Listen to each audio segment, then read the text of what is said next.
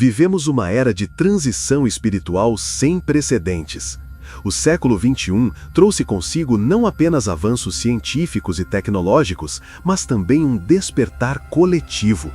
As pessoas já não se contentam com respostas superficiais, com rituais automáticos ou com doutrinas repetidas por séculos sem questionamento. A humanidade está faminta por algo novo, por uma espiritualidade mais profunda, mais próxima e mais verdadeira.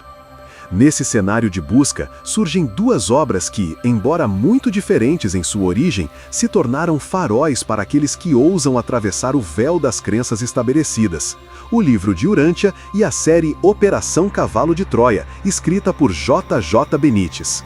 À primeira vista, parecem mundos inconciliáveis. O livro de Urântia se apresenta como uma revelação direta de seres celestiais, trazendo uma cosmologia detalhada e grandiosa que vai do nível mais alto da administração do universo até os dramas cotidianos da vida humana. É uma obra que fala com autoridade cósmica, impessoal, precisa e imensa em sua abrangência. Já a Operação Cavalo de Troia nasce da narrativa de um militar, o Major, que teria participado de uma missão secreta americana, usando uma tecnologia de viagem no tempo para observar de perto a vida de Jesus de Nazaré. Diferente da linguagem solene e sobre-humana de Urântia, Benítez nos apresenta um relato visceral, humano, cheio de emoção, dúvidas, choques e revelações íntimas. E, no entanto, quando colocamos as duas obras lado a lado, descobrimos que, por caminhos diferentes, ambas conduzem ao mesmo ponto: uma nova visão sobre Jesus e sobre a verdadeira espiritualidade da humanidade. A origem das revelações? O livro de Urântia não tem um autor humano claro. Ele teria sido transmitido por uma comissão de seres supermortais, anônimos, que desejaram oferecer ao nosso planeta um conhecimento ampliado. Seu propósito seria preparar a humanidade para um novo salto espiritual, oferecendo respostas sobre o universo, Deus, a evolução, a vida após a morte e, sobretudo, o verdadeiro papel de Jesus. Cavalo de Troia, ao contrário, está enraizado em uma narrativa histórica e pessoal. É contado na primeira pessoa, como um diário militar, repleto de detalhes técnicos, descrições minuciosas de lugares, culturas e hábitos da Palestina do século I. É uma tentativa de trazer Jesus para a proximidade humana, através de uma experiência que mistura ciência, história e espiritualidade. Essa diferença já mostra a dualidade. Urântia fala de cima para baixo, do cosmos para o homem. Cavalo de Troia fala de dentro para fora, da experiência humana para a espiritualidade. A figura de Jesus, no livro de Urântia, Jesus é descrito como Michael de Nebadon, um filho criador que governa todo o nosso universo local. Sua encarnação na Terra foi o ápice de uma série de doações em diferentes mundos. Ele não veio para morrer em um sacrifício, mas para viver entre nós e revelar, em carne e osso, o caráter do Pai Universal. Já em Cavalo de Troia, Jesus é visto através dos olhos de um observador humano, em carne e osso. Ele é o mestre que ri, que sente fome, que chora, que ensina com gestos simples. O Major fica desconcertado, porque o Nazareno quebra todas as expectativas criadas pelas tradições religiosas. Ele não queria fundar igrejas, não exigia adoração, não cobrava dogmas, queria apenas que cada ser humano descobrisse sua ligação direta com o Pai. E aqui encontramos a convergência. Ambos rejeitam o Jesus dogmático, institucionalizado, apresentado pela religião tradicional. Urântia o mostra como um filho divino que viveu entre nós para revelar o amor de Deus. Cavalo de Troia o mostra como o homem que, ao mesmo tempo, era mais do que homem. A espiritualidade proposta, o livro de Urântia defende uma espiritualidade cósmica. Ele nos ensina que cada ser humano carrega em si uma centelha do próprio Criador, o ajustador do pensamento, que guia sua alma rumo à eternidade. Não é necessário sacerdote, igreja ou mediador. O contato é direto, pessoal e íntimo. Em Cavalo de Troia, essa mesma ideia se revela de forma prática. Jesus, nas conversas registradas pelo Major, insiste que o reino de Deus está dentro de cada pessoa. Ele não se impressionava com templos nem com rituais. Ele dizia que o verdadeiro altar era o coração humano. Portanto, as duas obras coincidem em um ponto central. A fé não é submissão externa, é experiência interna. O impacto sobre as instituições religiosas. Ambas as obras desafiam diretamente o cristianismo tradicional. O livro de Urântia praticamente ignora a igreja enquanto estrutura humana, insistindo que a religião institucionalizada sempre distorceu a mensagem de Jesus. Em Cavalo de Troia, vemos o choque do Major ao perceber que o Cristo que viveu e ensinou nas ruas da Galileia nada tem a ver com o Cristo oficializado pelas instituições séculos depois. Essa crítica, implícita ou explícita, explica por que ambas as obras foram marginalizadas, taxadas de ficção e, em alguns casos, ridicularizadas.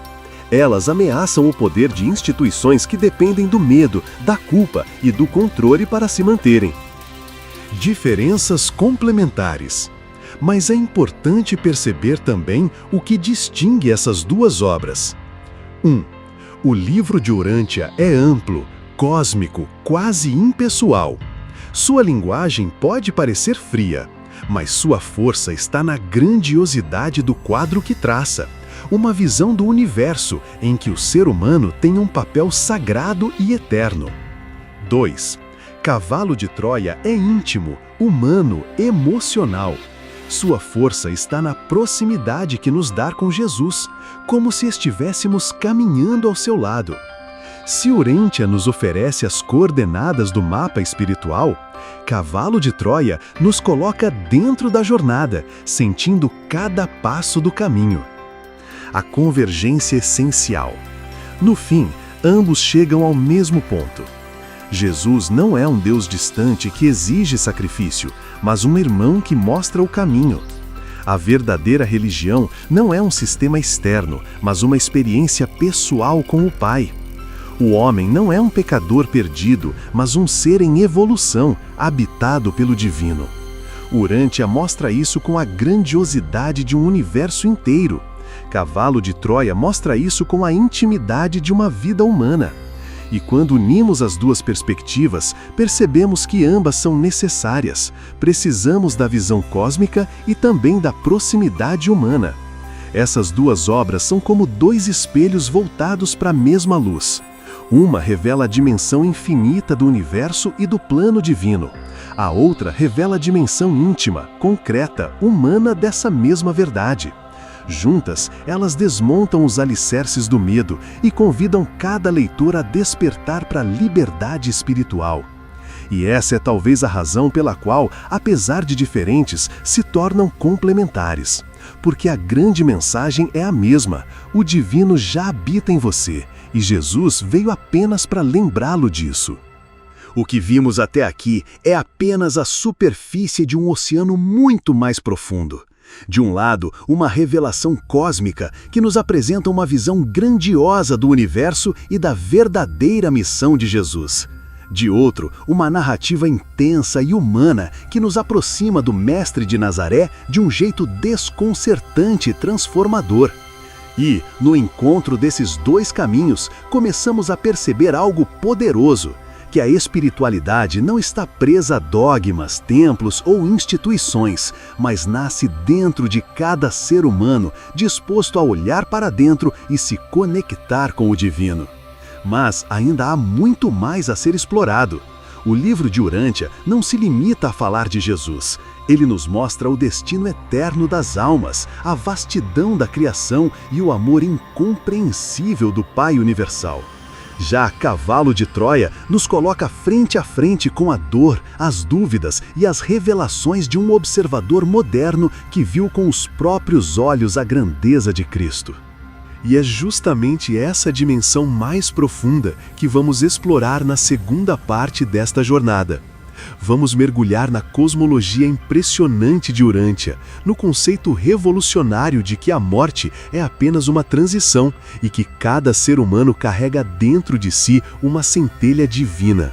Vamos também acompanhar o impacto devastador que a experiência do Major tem sobre sua visão de mundo e como isso nos ajuda a compreender que o verdadeiro milagre de Jesus foi nos mostrar o que já somos e não o que devemos temer.